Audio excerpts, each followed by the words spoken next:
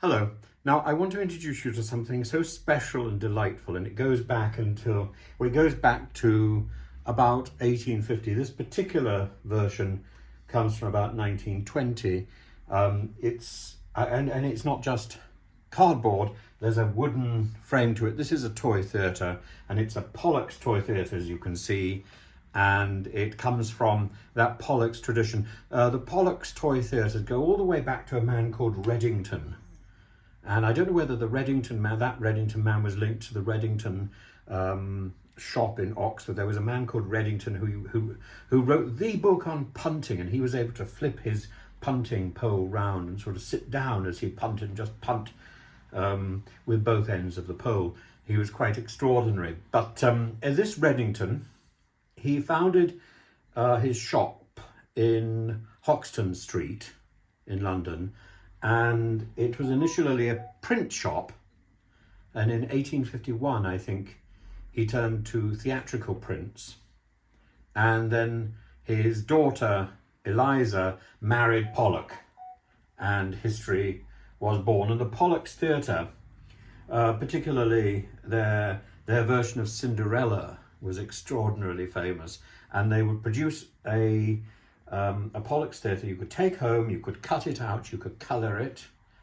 and let me show you here. So the curtain goes up, there we are, there's a curtain going up, and behind this you can see the stage set for Aladdin, and not everything works here yet, but the characters, here I think are some older characters. Oh, they're very delicate. These characters will be on little sticks, and they'll be moved backwards and forwards behind. These characters are fairly authentic. There we are. Here's some other little characters. They'll be moved backwards and forwards on little rods. If you've seen the film Fanny and Alexander, then you would see Alexander puts his head through the back of the theatre, and he's playing with the stage set as he talks. Here you've got some rather lovely characters. There we are. And in fact, maybe I can give you a slight impression. So they would come in on this side over here, and they would be over there, and you'll be able to slide them in, and they would have their own little lighting.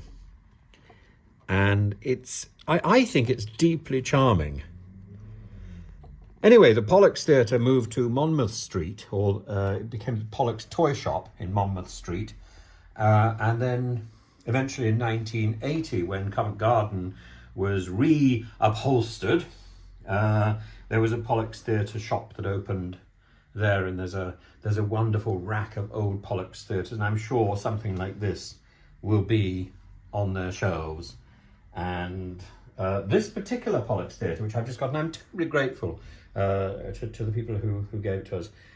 This Pollock's Theatre has got some little Wild West story, which has been nicely cut out and coloured in, and it looks a little bit like Tintin. And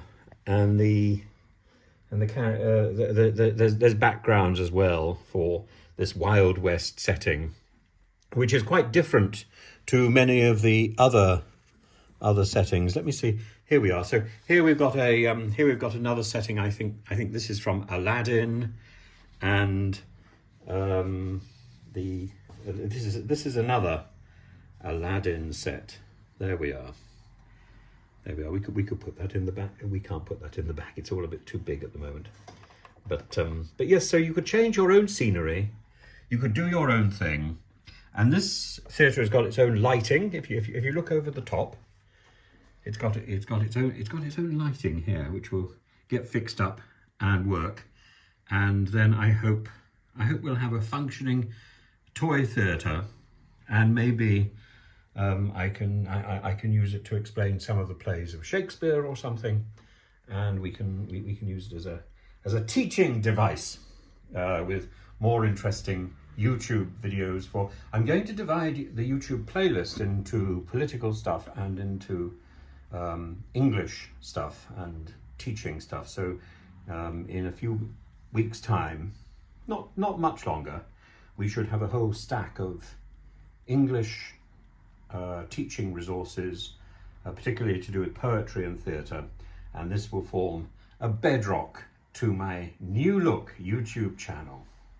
So there we are, an old Pollock's theatre.